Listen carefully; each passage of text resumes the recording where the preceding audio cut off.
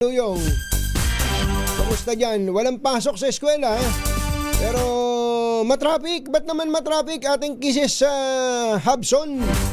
RH52, Edniel Parosa, Kamin Edniel. Kakunying mula bago mag-alas 5 ng umaga hanggang sa mga oras na ito ngayong Friday morning, tuloy-tuloy ang buhos ng ulan sa boundary ng San Juan at Quezon City, maging sa kaba ng EDSA hanggang dito sa lungsod ng Mandaluyong. Kahit epekto na yan ng yellow rainfall level na dala ng habagat, hindi pa naman nagbaba sa ilang lugar na bahain karaniwan gaya na lamang ng paara ng Ortigas flyover, maging itong may Silo Circle at F. Ortigas, kanto ng Boni Serrano o Boni, dito sa loob ng Mandaluyong. Yun nga lang, itong napansin natin katunying ngayong umaga, kaliwat kanan naman yung binubungkal na lupa dito sa kasabay na masamang panahon.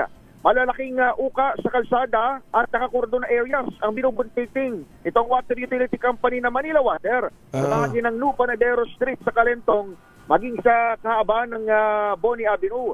Nakalagay sa harang ng konstruksyon, may sinasagawa raw na service improvement works itong EI Construction and Development Corp. Pero dito sa tapat ng Calentong Public Market ay mayroong malalaking trucks at heavy equipment na may kargang malalaki ring tubo o pipe na nakaumang na ibaon sa kalsada kasabay ng malakas na ulan. Bagamat para naman ito sa improvement ng serbisyo ng Water Utility Company, kumakain itong proyekto ng isang buong lane na masikip na at busy ng lugar nitong Calentong.